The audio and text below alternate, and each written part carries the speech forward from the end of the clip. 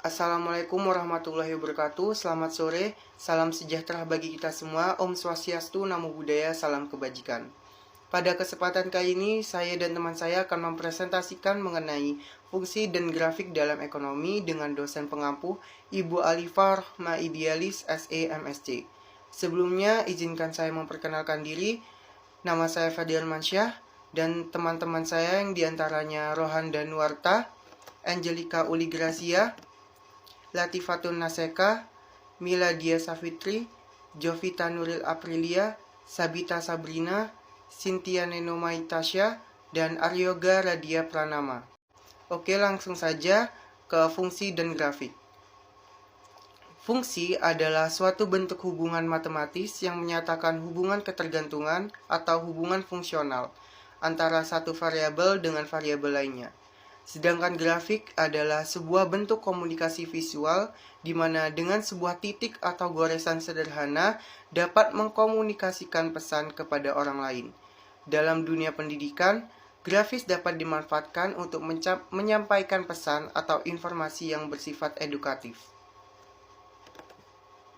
Penerapan fungsi dalam ekonomi terdiri dari 7 fungsi. Yang pertama, fungsi permintaan, fungsi penawaran, fungsi penerimaan, fungsi biaya dan penerimaan, fungsi keseimbangan pasar, fungsi anggaran, dan fungsi pajak. Di sini saya akan menjelaskan tentang fungsi permintaan.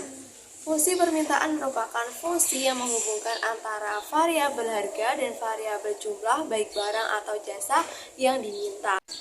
Lalu rumus dari fungsi permintaan adalah Q sama dengan A min B kali P atau P sama dengan A per B min 1 per B kali Q. Dengan ketentuan, Q merupakan jumlah barang, P adalah harga barang, A adalah konstanta, dan B adalah koefisien bernilai positif. Berikut merupakan grafik permintaan. Fungsi penawaran. Fungsi penawaran menghubungkan variabel harga dan variabel jumlah barang atau jasa yang ditawarkan. Bentuk umum fungsi penawaran. Q sama dengan min A plus BP atau P sama dengan A per B plus 1 per BQ. Keseimbangan pasar. Pasar dikatakan dalam keseimbangan apabila jumlah barang yang diminta di pasar tersebut sama dengan jumlah barang yang ditawarkan. Secara grafik ditunjukkan oleh kesamaan QA sama dengan QS, yakni pada perpotongan kurva permintaan dengan kurva penawaran. Pada posisi keseimbangan pasar ini tercipta harga keseimbangan dan jumlah keseimbangan. Baik, saya akan melanjutkan presentasi dari teman saya sebelumnya. Contoh soal fungsi permintaan. Fungsi permintaan suatu barang ditunjukkan oleh persamaan P sama dengan 15 min Q. Sedangkan fungsi penawarannya ditujukan oleh persamaan P sama dengan 3 plus 0,5 Q. Berapa harga keseimbangan dan jumlah keseimbangan yang tercipta di pasar? Permintaan P sama dengan 15 min Q menjadi Q sama dengan 15 min P. Penawaran P sama dengan 3 plus 0,5 Q menjadi Q sama dengan min 6 plus 24 plus 2P. Keseimbangan pasar QD sama dengan QS. 15 min P sama dengan min 6 plus 2P. 21 sama dengan 3P. P sama dengan 7. Q sama dengan 15 min P. Sama dengan 15 min 7 menjadi 8. Jadi P sama dengan 7 dan Q sama dengan 8. Yang kedua, contoh soal fungsi penawaran. Diketahui A sama dengan 4, B sama dengan 2, dan P sama dengan Rp 10. Hitunglah berapa jumlah barang yang diminta. QD sama dengan A min BP sama dengan 4 min 2P sama dengan 4 min 2, P-nya 10, 4 min 20. Berarti 4 min 20 sama dengan min 16. Jadi dengan harga Rp10 jumlah barang yang diminta adalah 16. Berikut adalah kurva permintaan dalam grafik dengan fungsi permintaan QD sama dengan 4 min 2P. Jika P sama dengan 0, maka Q sama dengan 4. Jika Q sama dengan 0, maka P sama dengan 2. Untuk gambar grafiknya bisa dilihat di atas.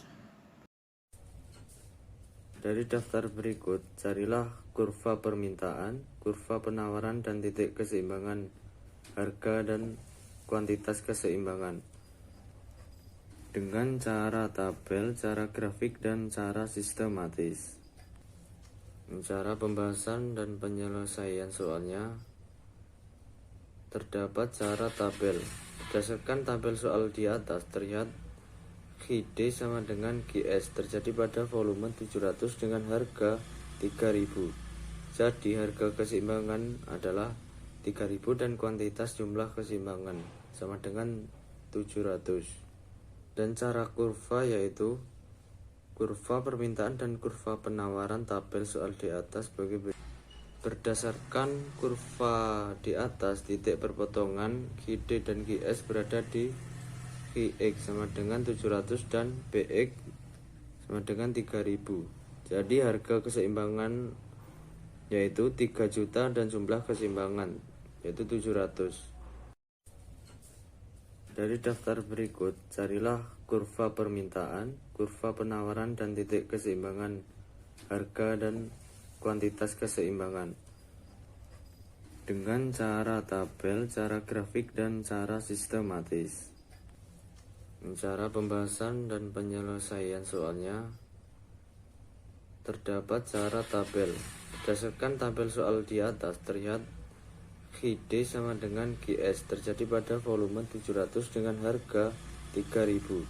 Jadi harga keseimbangan adalah 3000 dan kuantitas jumlah keseimbangan sama dengan 700. Berdasarkan kurva di atas, titik perpotongan QD dan QS berada di QX sama dengan 700 dan BX sama dengan 3000.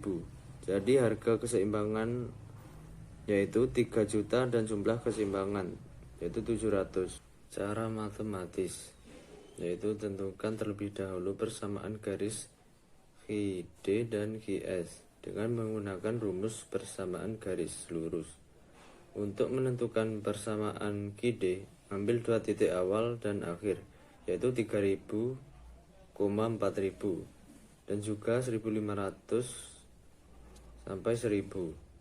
Dan untuk menentukan persamaan QS, ambil dua titik yaitu 300, 1000 dan juga 900 sampai 4000.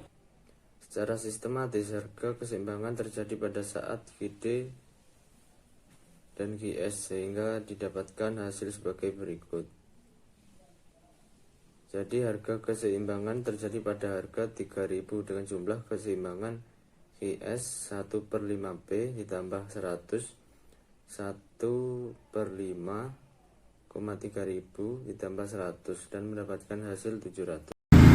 Assalamualaikum warahmatullahi wabarakatuh.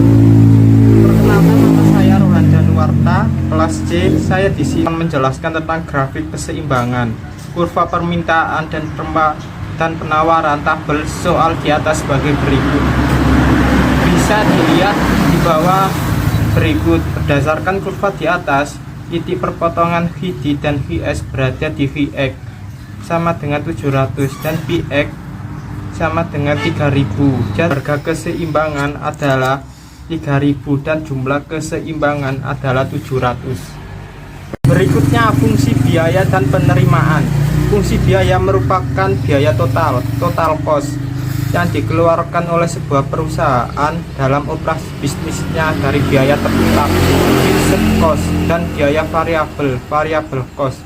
Fungsi rumus biaya adalah fungsi biaya FC sama dengan K, VC sama dengan AG sama dengan PG, C sama dengan DG sama dengan FC ditambah VC sama dengan K ditambah VI. VC adalah biaya tetap, FC adalah biaya tetap, VC adalah biaya variabel, C adalah biaya total, K adalah konstanta, V adalah lereng kurva VC dan kurva C.